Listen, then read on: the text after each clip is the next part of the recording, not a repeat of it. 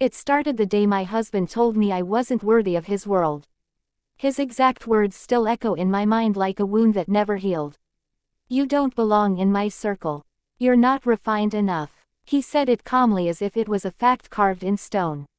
I had been married to him for 5 years. I had stood beside him when he was just a man with dreams and no money. I helped him build his business, sacrificed my time, my energy, and my pride for him. But the moment he became successful, he forgot where he came from and who stood beside him when he had nothing. His name was Adam. He owned a luxury brand company that dealt with high-end clients and expensive products. He became the man everyone wanted to meet, the name everyone whispered with respect. But when people start to worship success, they start to forget loyalty. That was Adam. He changed slowly at first. He began attending parties without me. He said they were for business only. Then he began to mock the way I dressed, the way I spoke, even the way I laughed. "You'll embarrass me," he would say when I asked to accompany him. "My associates wouldn't understand you." I started shrinking inside myself, wondering if I really didn't belong. But deep down I knew it wasn't me who had changed. It was him. One evening he came home drunk after a lavish event. His tie was undone and his words were sharp. He said that I should stop pretending to be a part of his elite circle. He said I was a simple woman from a simple background who should stay out of his business affairs. That night I cried more than I ever had before. I looked around the house that I had decorated myself, the home I helped him buy, and realized that everything in it had my effort hidden behind his pride. But he didn't see that. He saw me as someone beneath him. That was the night something in me broke. And when something inside a woman breaks quietly, that's when her revenge begins to take shape. I didn't plan it instantly. I took my time. I stayed calm, silent, and observant. I started learning more about his business from a distance. I knew how the company ran because I had been there from the start. I still handled some of his financial records and transactions. He trusted me blindly in those matters because he thought I wasn't smart enough to understand the bigger picture.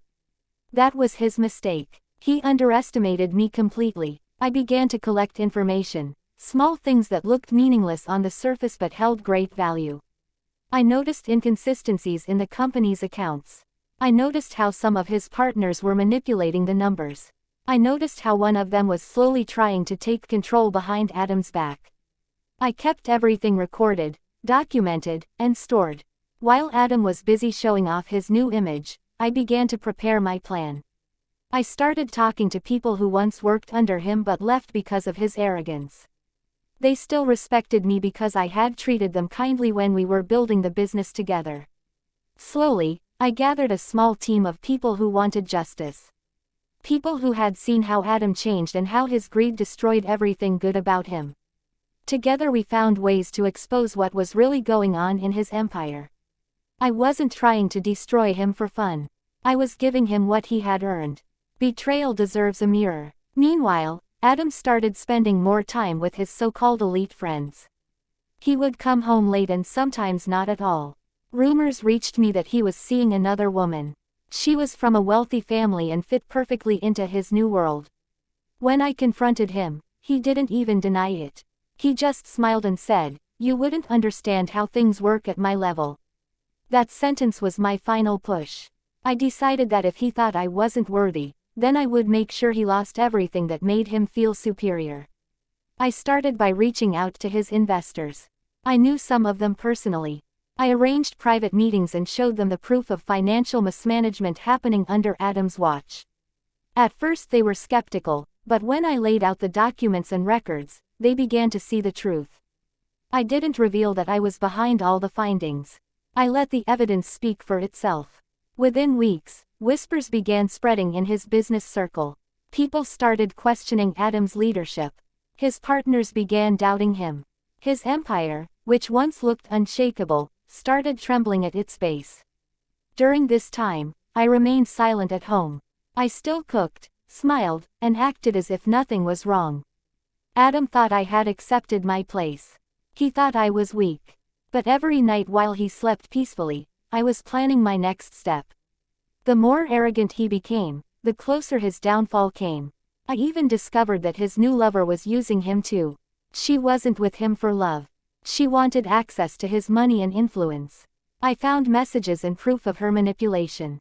I saved everything. A few months later, Adam hosted a huge business gala at a luxury hotel. It was meant to be the biggest event of the year, where he planned to announce a new international expansion. Everyone from the elite circle was there.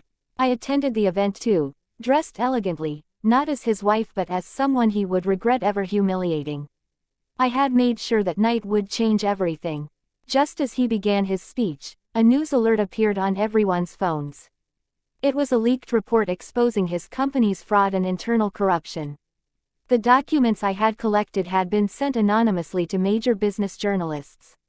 The timing was perfect. People began whispering. Adam froze on stage. His confident smile disappeared. His empire began collapsing in real time. Within days, his investors pulled out. His company's stock plummeted. His partners abandoned him to save themselves. The woman he was seeing left him too once she realized he was broke. And I walked out of his mansion with my head held high. I didn't take revenge through anger or shouting. I let his own arrogance destroy him. All I did was light the match. After the scandal, Adam tried to reach out to me. He came to my new apartment, looking nothing like the man he once was. His expensive suits were gone. His face looked older. He said he missed me and that he realized I was the only person who ever truly cared for him. I listened quietly. Then I told him that I was the one who had exposed everything. I told him that I had learned from him how to be cold when needed. He stared at me in disbelief. I said, "You said I wasn't worthy of your circle. Now your circle doesn't even exist." He begged me to forgive him, but forgiveness was not part of my plan. I had already moved on. I started my own small business soon after. The people who once worked under him joined me because they trusted me. I didn't want wealth like Adam. I wanted peace and respect. Slowly, my business began to grow, not through lies or arrogance, but through honesty and hard work. I became known for my integrity. It wasn't about revenge anymore. It was about rebuilding my life in my own way. Months later, I saw Adam again by accident. He was sitting alone at a cafe, wearing a plain shirt, looking lost. I didn't feel anger anymore. I felt nothing. That was true revenge. To see him suffer in silence while I had found happiness again. He tried to talk to me, but I simply smiled and walked away. I realized that revenge is not about destroying someone's life. It's about showing them what they lost when they underestimated you. My story isn't about pain anymore. It's about rebirth. I learned that sometimes people will make you believe you are not enough. But those are the same people who will one day wish they had never doubted you. When Adam's empire collapsed, he finally saw who I truly was. And I saw who he had always been. Weak behind his pride, fragile behind his money. The moment he told me I wasn't worthy, he had already signed the end of his own story. Now when I look back, I don't regret a single thing. I don't feel guilty. I gave him everything I had until he decided I wasn't good enough. He built his empire on greed and lies. I rebuilt my life on truth and strength. That's the difference between us. He needed the world's approval to feel powerful. I only needed self-respect to rise again. Every time I tell this story, people ask me if I'd do it again. My answer is always yes. Not because I wanted to destroy him, but because I wanted to remind myself of my own worth. Sometimes revenge isn't about hate. It's about justice. It's about balance. It's about giving someone exactly what they gave you. He made me feel small. I made him realize how small he truly was. In the end, the woman he once said wasn't worthy of his elite circle became the one who showed him what real strength looks like. And the man who thought he could control everything lost everything he ever had. His $1 million empire collapsed, but the real fall was the moment he lost me. Because money can be rebuilt, but trust never can. That is how my story ends. I was the wife he dismissed, the woman he underestimated, and the quiet storm he never saw coming. He built walls of pride. I built a plan of patience. And when the time came, I let those walls crumble. Not with anger, not with shouting, just with truth. Because sometimes the most powerful revenge is silence followed by success.